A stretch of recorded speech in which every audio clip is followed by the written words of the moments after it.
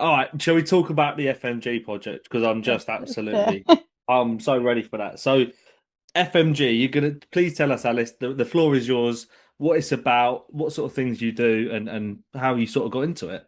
Yeah, so well, just to give you a bit of background, I guess what I was doing before. So I was working in marketing and I found it a little bit soul destroying because I don't know.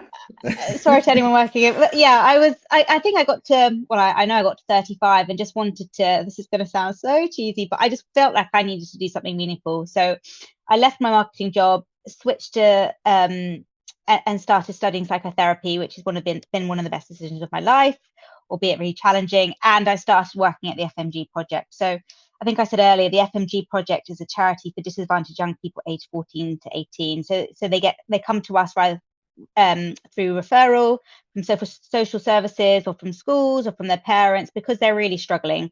Maybe they're in poverty, maybe they're having a really difficult time with their mental health, maybe they've been excluded from school, they're having problems with the justice system. So they come to us for multiple reasons. And what I love about the FMG project is it's a real variety of different sorts of kids that probably wouldn't mix together in school. They probably just wouldn't. For sure. Um, but they are in this environment where we set kind of our values of, tolerance, being accepting, being inclusive, all these things. And it's incredible how they all start developing such respect for each other and they develop their own community. So they come to us and then we put them through a 10-week program, showing them how to move with some key skills. So, for example, squat, deadlift, maybe a bench press, and then we put them through a workout. And then by the end of the 10 weeks, the kids then have to take members of the public with what they've learned through a workout with all the skills that they've learned. So it's a really nice opportunity to showcase everything they've learned. And then we tell the volunteers who are coming in for the workout to give them really nice feedback. So it really kind of bolsters and uplifts their mood and it kind of reinforces, these kids probably haven't had a lot of good encouragement and feedback in the past because they probably don't fit mainstream school Yeah. and they've been told a different narrative. But getting this feedback, you see their face lights up. And then after the 10-week program, we then kind of open the doors of the FMG project and we offer them a load of free sort of classes, whether that's calisthenics. I teach them strength and conditioning. We've got boxing on for them, open gym, and that's open for free. So the programs are free, and so are these classes. So the premise is that they can continue building upon the habits they've learned. They can continue mixing in with this amazing community that they've built up. So yeah, it's incredible, and you really do see a difference in these young people's lives. That is so wonderful. That sounds so impactful, and I think a key word you used there was community, right? It's Mm, and empowering these young individuals to break down their own narratives. That if you get told something constantly and constantly being spoken about in negative ways, you will inevitably start believing that about yourself. So to yeah. show them that they can actually break away from that and create their own narrative, their own sort of story arc is really important. And I think, Mm. as you said, their face lights up. So it's proving to themselves that they are able to do whatever it is they can, they want to go on and achieve. And you're giving them the tools and resources to do that.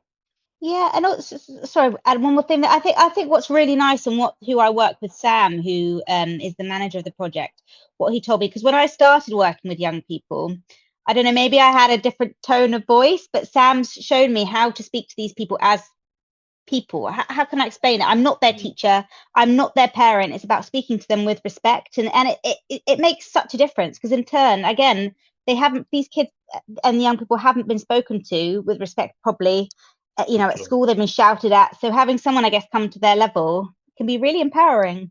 Exactly right. And just to go back to what Andy said about that idea that it's about challenging the narratives you have about yourself. And I think that's just such an important point to kind of raise as well, is that we all have a bunch of versions of ourselves, a bunch of views about ourselves, kind of narratives about who we are, what we do, what we're like, and all that stuff. And lots of them we've kind of floated through our lives with them being unchallenged by us.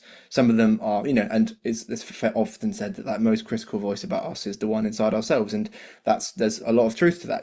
We might think we are unproductive, we might think we're not kind, whatever that narrative might be, and that's not true. That's just something that your brain has kind of learnt about yourself based on maybe interactions with, if you've had a difficult time at school or a different time with family, or whatever it is.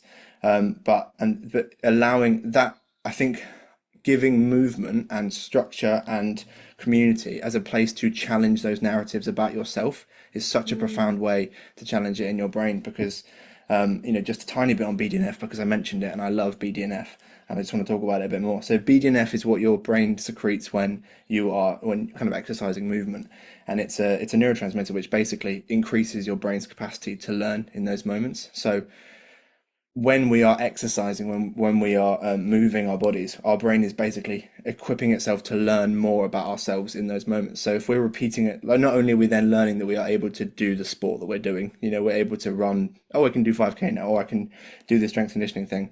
We're also reinforcing any kind of any other learning we're doing at that time. We are reinforcing that in a much more profound way. So it's a kind of a fantastic combination of a bunch of neuroscience tenets into a program. So it's fantastic. It sounds awesome. Yeah, I mean, that in itself, just the benefits of what movement does for your brain, for your whole body. Doesn't it prevent, I think I read somewhere that it prevents neurodegenerative, I can't say the word, degenerative diseases as well. Stuff like that. So yeah. Yeah. So one of the things exercise does is it kind of flushes out some of this, because to simplify again, when you exercise, it puts you a bit into your sympathetic nervous system, which is your action nervous system. Because obviously you can't run if you're very chill, because your body has to do some work, blood has to flow to it, and that process, that some of the kind of, sometimes it's glutamate, some of the stuff that builds up in your kind of synapses can be kind of flushed out a little bit, and that's often a process that happens during sleep, and most of it happens during sleep, but it can also happen when we're exercising. So if you have a foggy afternoon and you're kind of, I think we've all had it. One of the things I do when I'm having a long day, I've worked really, really hard, I'm kind of like, my brain's not really working, I can't think straight. Go for a quick run, go for a quick walk, your brain, you come back clearer, because actually, if you were to look in your brain with a microscope, the connections are clearer. They've been cleared out in that walk, because your body links movement to learning, links movement to survival. So it helps. Movement is like so fundamental, as is community. So it's the combination of those tenets right there. So. And it's going back, I guess, to sometimes I can notice what I'm really feeling tired before I've got to lead run the lanes, because I'm a morning person. I get ridiculous hours, but then I go to bed at ridiculous hours as well. So leading run the lanes at 6 p.m. is practically my bedtime. But I always notice before how I'm really tired.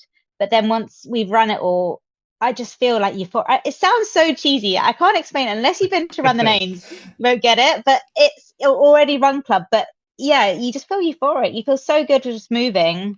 Indeed, you do. Exactly. It does sound and feel like a little bit like a cult, doesn't it? Like we're talking about this fantastic run club that's changing everyone's lives, but it actually genuinely does. And I'm a person whose life has been changed by it. Absolutely.